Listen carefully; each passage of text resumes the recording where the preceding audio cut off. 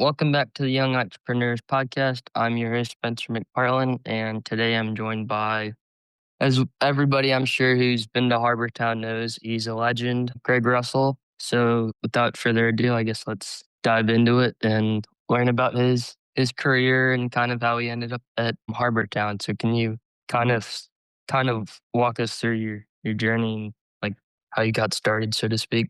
Yeah, well, I've been making music my whole life. The Beatles came out and I heard that and I thought, wow, that's what I want to do, and was able to get a guitar, and I was in all the little neighborhood rock and roll bands like everybody was back then, and started singing my way through college, sitting on a stool and singing quiet little singer songwriters kind of songs, James Taylor, Billy Joel, that kind of stuff. And then I got the opportunity to work at Disney World on the weekends while I was in college. And I was finishing up school, and an agent walked up to me and said, "Hey, I've got a job for 2 weeks on a little place called Hilton Head Island, South Carolina. You'd be great for it. How would you like to do it?" So I had nowhere else to go. So came here for 2 weeks all those years ago, and it kind of worked out.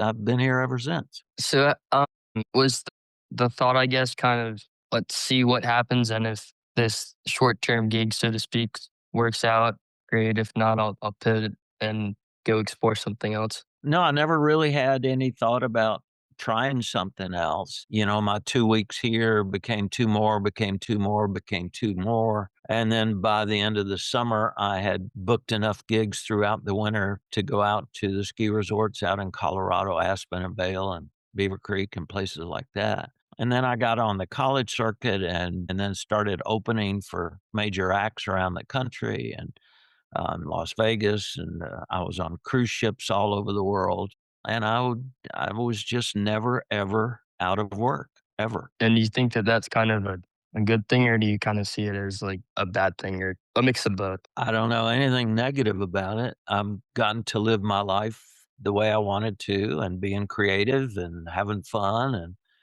in front of great audiences, really all over the world, and it's brought me everything that I now have in my life. So I don't think there's anything negative about it at all. How did how did you and the founder of Hilton Head kind of meet, and what was the expectation when it started out, so to speak?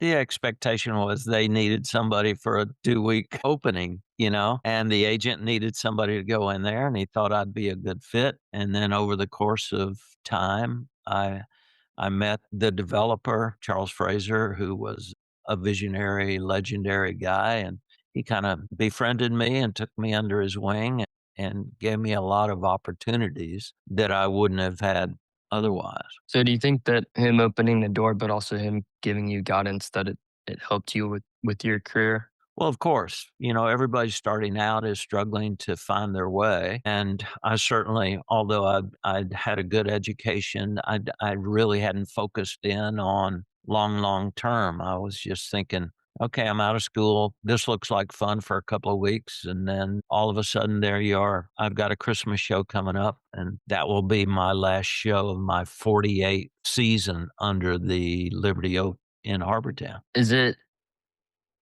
looking back, is it kind of a sad reminiscent, or is it kind of like a happy pain, so to speak? It's a little bit of both. I mean, I've had a wonderful career doing all the things we've talked about, but the Liberty Oak thing has been special. I've made a connection with multi-generational family members, grandparents who brought their kids, who brought their kids, who've now brought their kids, and that connection is pretty special. Most everywhere else I go, it's one night and then I fly back home. But Hilton Head, I sleep in my own bed, and I'm a part of the community. And it's like the people that come here on tour, and I'm in one place. So they come from Pittsburgh and Cleveland and Cincinnati and Atlanta and, everywhere. And then they go back home, and hopefully they tell their friends and neighbors who might be coming down here to go see that goofy guy under the tree. So that's the different part. And it's gone by so fast, all these years. And it's gonna come to an end like all things do, but I won't look back with any regrets at all. Now, is there anybody who's kind of gonna be the next you, so to speak, or is that kind of Well, I'm so old school and corny. I'm not sure there's somebody that's kind of going to do it the way I do it. But, now with TikTok and YouTube and all that stuff your generation is into, you see talent all the time. So I'm hopeful that someone or some things or a variety of things will step in and inherit a wonderful audience who is used to coming and sitting out under the big oak every night all summer, and they will inherit a very, very good opportunity, whoever that might be. Now, what's kind of next since you're stepping back, so to speak? Well, I have a 2 more year commitment with the Sea Pines Resort, which will take me through 50 years, and we are discussing now what it looks like beyond that. I think I'd still like to show up from time to time and, do a little something, but my wife and I have been traveling extensively, gone from doing 200 nights a year on the road and then 100 nights a year here for 40 years, really. I've really cut back, and so I'm not doing as many shows as I used to do. So, I'm winding it down. I don't mind telling you, I'm gonna be 75 years old next week. I have a birthday next week, and, I've had a great run and, no regrets. The Apple TV documentary that came out, I don't know if you saw that, but these were young guys that used to sit and watch me, and now they're very successful filmmakers, and they approached me, and I told them for 3 years I didn't wanna do it.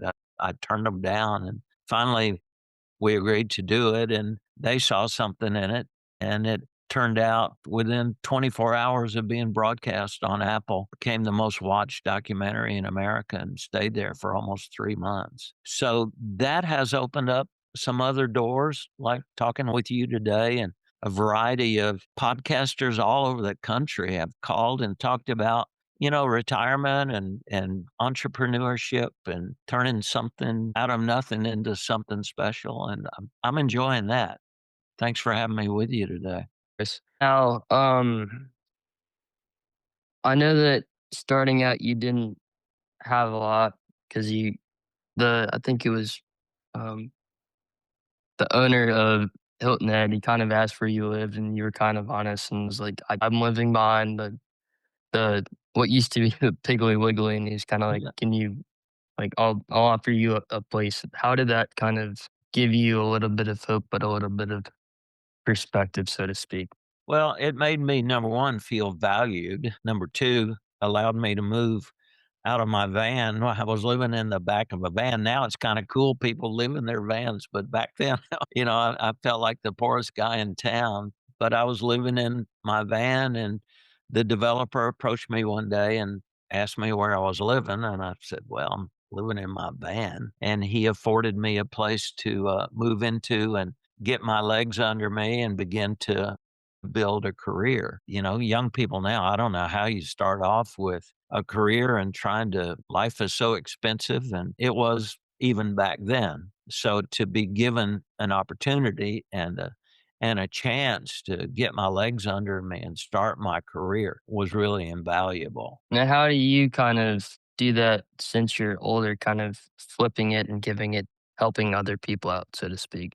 Well, 25 years ago, my wife and I started something called Hilton Head Heroes. And make a long story short, over those years, we were able to purchase a nice big home down in Sea Pines. We don't live there, but we purchased it. And for over 20 years, every week, we were able to bring a family from somewhere around the country, come spend a cost-free week here and go on the boat cruises and play putt-putt golf and go to the beach and swim in the pool in the backyard and bring brother and sister and grandma if they want, and for the family to be together for a week. And all of these families have one thing in common. They have a very sick child, going through chemo or a transplant or whatever. So we were able to provide and have been able to provide over 1,000 families the opportunity to come to Sea Pines and enjoy, in their words, a normal week together. And in many cases, knowing they're going to be saying goodbye to one of their little ones. But additionally, we fund Ronald McDonald houses in Savannah and Charleston, which are close by. Last summer, we sent over 600 children to summer camps, all with medical needs and challenges. Paul Newman's camps in Florida and Connecticut, camps in Georgia and South Carolina and North Carolina, all over the place. So that's the mission we took on to reach out and help a little bit to reach out and beyond ourselves and be grateful for all that we have and be able to share it with others. Now, is there one of the people that you've had that's touched you a little bit, like the most, or that made you kind of put things into a different light or into a different perspective? Well, we've seen, a lot of our kids who have come here don't make it, but we feel like based on our conversations and letters and communication with the families for years and years afterwards, this was a wonderful place for them to gather one last time as a family. So that's been special. And the Ronald McDonald houses, I don't know if you're familiar with them, but if you have a sick kid in a hospital for 3 or 4 months, you're the mom or you're the dad and you want to be with the child. Well, you're not sleeping in the hospital. Where do you go? So the Ronald McDonald houses provide an opportunity for families to stay right there at the hospital, but be around other people who are going through something similar. So our work with them, I think, has also been very valuable. But there's dozens, if not hundreds, of particular kids that I remember and remember in the best possible light. Now, how has your career stayed consistent, but how has it changed over the years? I was always the sit around the campfire kind of guy as a teenager looking for girls and, playing songs of the day and having fun. And that's really what my whole career has been. I'm not a great singer. I'm not a great guitar player or musician, but I have learned how to have fun with an audience, whether I'm in a tuxedo with an orchestra or standing under the oak tree or opening for a major star somewhere. Give me 20 minutes or hour and a half or 2 hours. I can have fun with an audience. And that's the consistency. The material has changed over the years. And, my bits, my comedy stuff changes. It's ever changing. But that thread of just letting the audience have fun. My job is to turn a bunch of strangers into an audience. And if I've been able to do one thing well, I think that's probably it. Now, do you kind of consider yourself a little bit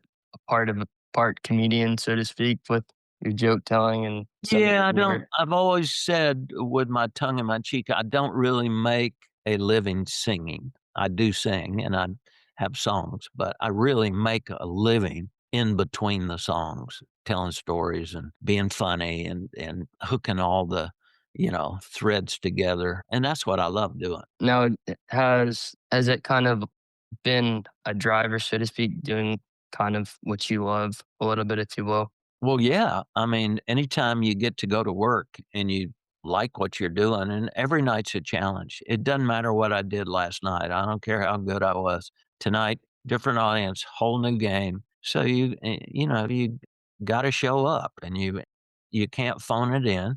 You have to stay creative. You have to stay fresh and new. And my philosophy has always been any given night, somebody's going to see me for the first time. And then other people that are there have seen me a bunch of times, but that's going to be the last time. And they both deserve the same amount of energy and enthusiasm. And doesn't matter what happened to me during the day. You have a bad day and IRS knocks on your door or you stub your toe, whatever. None of that matters because people come to see you and you have to be able to deliver the goods, so to speak.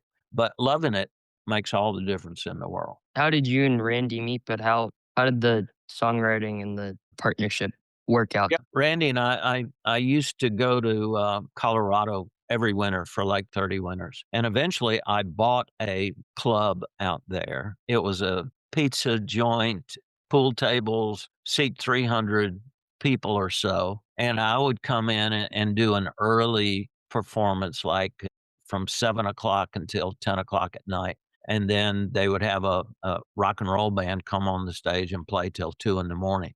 Well, I ended up buying that club, and Randy was the head bartender manager at the club. And after one winter, after my first winter out there with him, I asked him what he was going to do for the summer. And he said, "Well, I don't know. I'm just probably going to hang around here." I said, "Well, why don't you come to Hilton Head and work with me there?" So he did. And he's now been with me almost 40 years. He handles everything, all the merch, all the sound stuff, lost children, people falling and getting hurt, whatever. He's never missed a night that I've been there in almost 40 years. We're number one, we're great friends, but number two, he's my right hand guy. I couldn't do what I do without him. He's not involved on the creative side. I'm finishing up my fourth children's book right now. We've had 10 or 12 albums, a couple of movies, the documentary that came out. There's been a lot of stuff, but Randy handles getting it from whoever's creating it out to the public, and he does a great job with it. Now, have there been some people that you've worked with that you've either appreciated a lot or who have kind of made a big impact on you, so to speak? Well, yeah, whenever you're in this line of work, you like to learn from other people. And early on, you've never heard of them because they didn't become famous, but there was a group out of Atlanta called Banks and Shane, and a group out of Birmingham, Alabama called Three on a String, and a guy from Canada named Ronnie Prophet. These were all guys I looked up to and watched do what they do. And on TV, there were two brothers called the Smothers Brothers, and they played folk music, but they did it in a funny way. So I always admired the entertainment side. I love the music side, but I always gravitated to the entertainment side. Bruce Springsteen, if you ever watch some of his concerts, I love his music, but I also love the stories he tells about songs and why they were written or who they were written about. So I've always gravitated toward in between the songs. People can go buy the music, they can buy my music or buy Springsteen's music. But when they come see you live, they want to take part of you home with them and to connect like you are right now with a podcast. That's something they don't get off of anything other than directly connecting with you. So that's the part of performance that I studied. Disney made us work at it when I worked at Disney, and that's the part that's given me the career. How have you connected with different people from around the world, meaning like people who come to see Pines, whether it's like golfers or whoever it might be?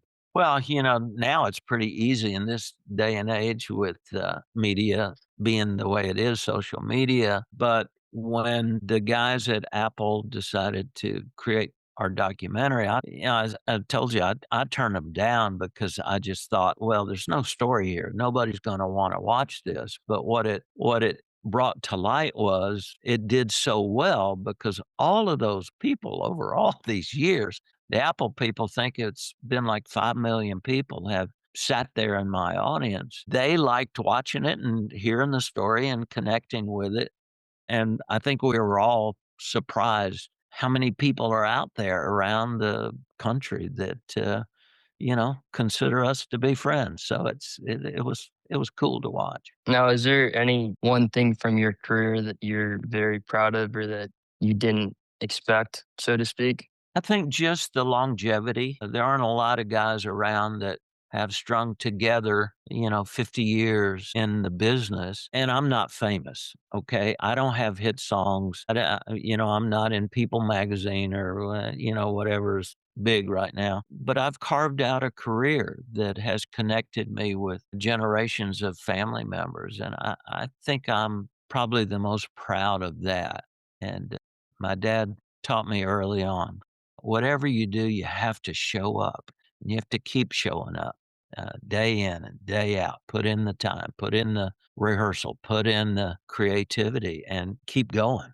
I think that's the part I'm most proud of. I can't single out a night or a particular instance where, it all just came together and worked because I've had so many of those nights. And, um, I know there's still some runway ahead of me, and I'm looking forward to that and whatever's next. Now, do you think that there's gonna be some more songwriting or some more songs that are gonna be written, or do you think that what you have at the moment is kind of sufficient? I like to write. As I told you, my fourth children's book is with the illustrator right now. They're working on it and it'll be out before this summer. So that's a creative outlet for me. I've written a handful of movie scripts. There's interest in one of those scripts being developed into a movie right now. There's talk of a YouTube channel TV show looking for the next people to take my place. Well-connected producer is pitching me on. So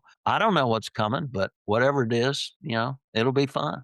Now, what do you see as kind of next? Obviously, besides having a very successful career, but obviously stepping away from the stage, like what do you see as kind of your next thing, so to speak? Yeah, well, I don't think when you're a creative person that you ever really retire. Now, maybe I won't work as much at night and strap on a guitar and walk out on a stage somewhere. I mean, to have done that thousands and thousands and thousands of times all over the world, I'll miss that, but I won't stop completely. And a creative person is always going to be creative, whether it's more books or if one of the movies gets made or the TV show thing comes around. But those are all outlets for being creative. But, at my age, you begin to slow down and want to do some other things as well. In the Apple TV doc, they asked me if I had any regrets about all those years under the tree and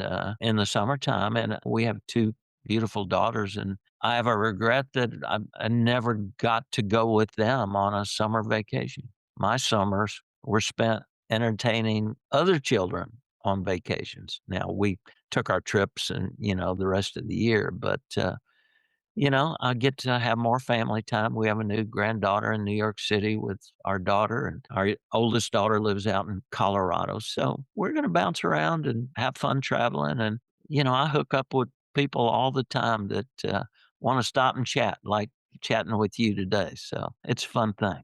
So what I'm hearing is that you don't plan to be the person who kind of kicks up their feet and goes, "That's it for me. I'm retiring," or "I'm just gonna That's kick my feet up," so to speak. I'm not wired that way at all. No, I've always been very, very active career-wise, family-wise. I've got buddies I play golf with, and we take trips down to the Bahamas all the time. So I'm going to be active, and I'm not going to put my feet up in a lounge chair and ride off in the sunset. I'm gonna go out kicking and screaming and trying to have fun. Now, are you still gonna do the bubblegum cruise? And also, what about have you done Disney cruises at all or just the I bubblegum have. I've cruise? worked on all the major cruise lines. I've done over 1,000 cruise ships from New Zealand and Australia, all through Hawaii and the Caribbean and all through Europe. And I still have the opportunity to go on cruises and do those. I'm still, even at my age, kind of relevant in that world and still have fun with it. But mostly we go on the cruises now for fun. And if I end up doing a night or 2 a week down in Harbortown, if they want me to do that, certainly I could. So, we'll just see how it all folds out, and, of course, you wanna stay healthy, and I've had some challenges, and my wife has had some challenges, so, long as we stay healthy and can get out there and be a part of the world, I think that's the best way to live.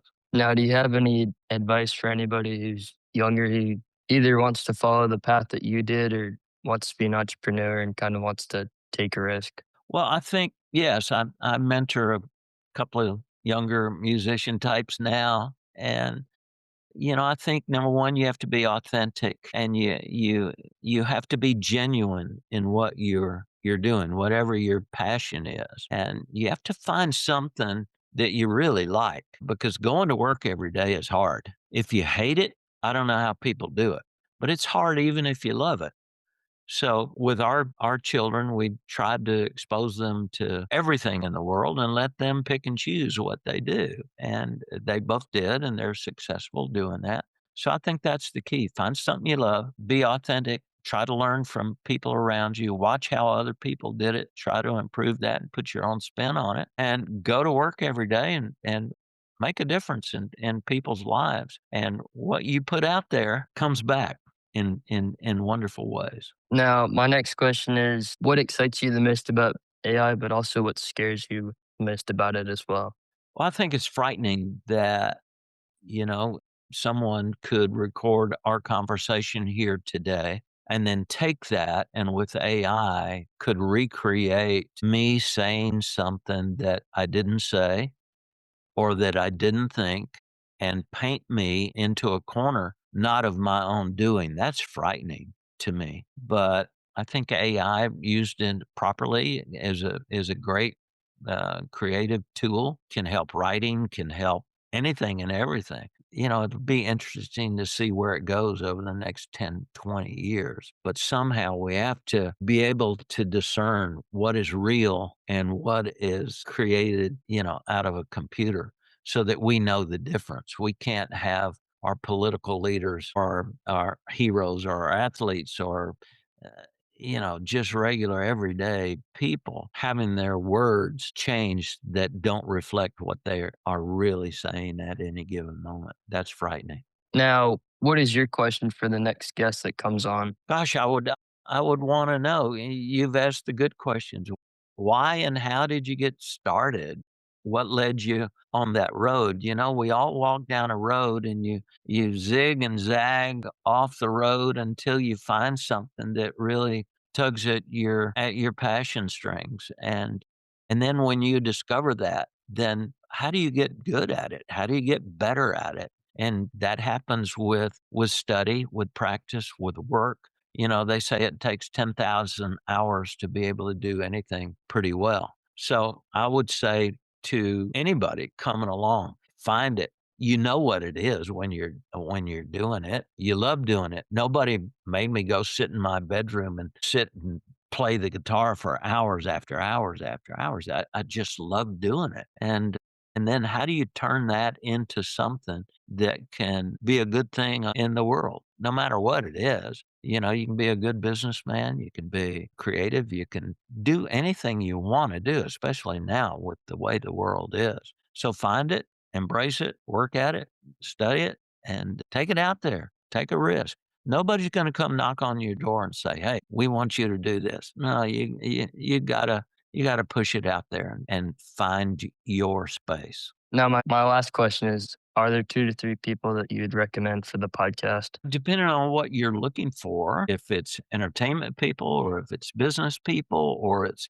people who are reaching out and doing things to change the world, with efforts. And so I would have to ask you, what are you looking for? I would say that it can be a mix of all. Doesn't have to be a sole concentration for only a business person or only an entertainer. I would say that the more the better, right? Yeah, absolutely. Well, yeah, you know what? I will put together a list of maybe 5 or 6 people with contact information and get that to you. And I think they are all people you would find interesting and learn something from, and your listeners would enjoy learning about them and their endeavors. Okay. Do you have any last things or any closing remarks? Just again, the most important thing in my life has been embracing the God given talents that I have. Again, I say it till the day I die. I'm not a great singer. I'm not a great guitar player, but I've built a life enjoying sharing my life with audiences all over the world. And if you can find something like that, find something you care about that you love doing and work at it, it can set you on a path that is very rewarding in this life. I would have to agree. I think that's a good way to wrap it up. Greg Russell, it's been a pleasure. I know obviously being when I saw you in concert and I was very little, I was kind of, you know, like who is this person? But then growing up and then going to your concerts, but then getting to talk with you in person and hear your backstory, I think has been important. So thank you. This has been episode number 23. So as always, you should know what to do like, share, comment, subscribe, hit the notification button. And don't forget to write a review because it helps more than you think. And until next time, peace. Thanks, brother. Thank you. Appreciate